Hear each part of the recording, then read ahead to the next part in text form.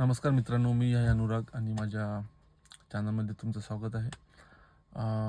मी एक नवीन YouTube channel सुरू करतो आहे, जे की मराठीमध्ये असेल आणि ते क्रिकेट आणि क्रिकेटच्या घडामोडी, क्रिकेटच्या बातम्या, त्याच्याशी discussions, pre match analysis, post match analysis त्याच्याबद्दल असेल. हा माझा चॅनलचा पहिला व्हिडिओ आहे. तसं बघायला गेलो तर कालची जी मॅच होती इंडिया वर्सेस न्यूझीलंड, ती भारत हरला आणि सिरीज पण आपण हरलो. तर त्याच्याबद्दल आपण बोलू.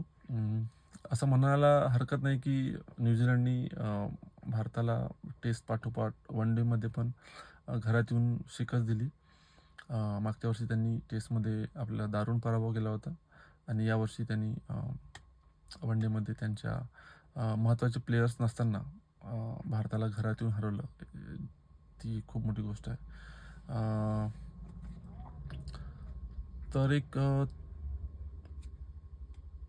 त्यांनी चांगली फाईट दिली. भारताचे काही बाजू त्यांनी उघडच पाडल्या, जसं की गोलंदाजी आहे, main spin bowling, batting line-up जे स्टेबल नाही आहे असं मला वाटते. आणि बहुतेक अशा गोष्टी आहे जे की भारताला पुढील काळात वर्ल्ड कपच्या आधी फिक्स करावं लागतील. ओडिया क्रिकेटमध्ये जसं टेस्ट क्रिकेटमध्ये पण आहे, तसं पण आता ओडिया क्रिकेटमध्ये पण भारत घरात हरत आहे, तर गोष्टी उघड पडत आहेत असं म्हणायला हरकत नाही. जसं की आपण साऊथ आफ्रिकेसोबत हरलो, व्हाईट वॉश झाला, आणि आता न्यूझीलंडसोबत ओडिया सिरीजमध्ये हरलो. तर एक जो गोल्डन पिरियड होता तो आता गेला आहे असं म्हणायला हरकत नाही. आणि आता BCCI म्हणा, कोच म्हणा आणि प्लेयर्सला सगळ्यांना एकत्रित येऊन बोलावं लागेल की कुठे चुकत आहे, काय ठीक करायला पाहिजे, या सगळ्या गोष्टी व्हायला पाहिजे. आणि इंडिव्हिज्युअल परफॉर्मन्स मागच्या सिरीजचं बघायला गेलं तर विराट कोहली गोल्डन फॉर्ममध्ये आहे. तसंच Daryl Mitchell he is having the great run.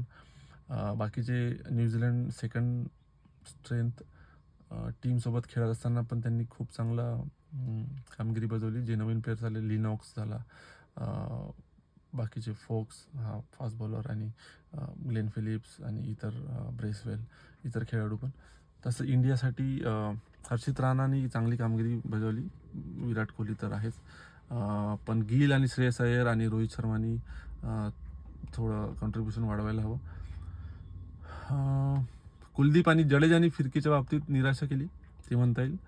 आता ते बघावं लागेल कुलदीपला टीम मॅनेजमेंटकडून फुल कॉन्फिडन्स आहे की नाही, तो का बरं व्यवस्थित गोलंदाजी नाही करू शकत आहे, आणि जडेजाचं फ्युचर काय आहे, तो पुढच्या वर्ल्ड कप 2027चा जो वर्ल्ड कप आहे त्या दृष्टीने तो कसा कॉन्ट्रीब्यूट करू शकेल, ऑलराऊंडरची भूमिका काय राहील, किती ऑलराऊंडर राहील त्या साऊथ आफ्रिकेच्या प्लेइंग कंडिशननुसार. तर ह्या सगळ्या गोष्टी बघून टीम इंडियाला पुढचे जे सिरीज आहे त्याच्यामध्ये निर्णय घ्यावे लागतील.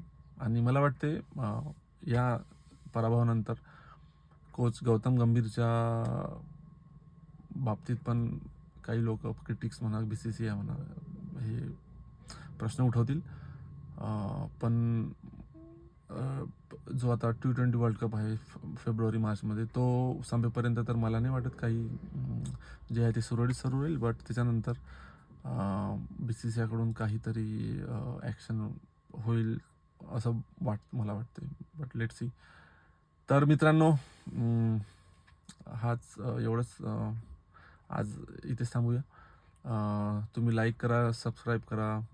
तुमच्या काही तुम्हाला अजून सांगायचं असेल तर कमेंट्समध्ये मला कळवा.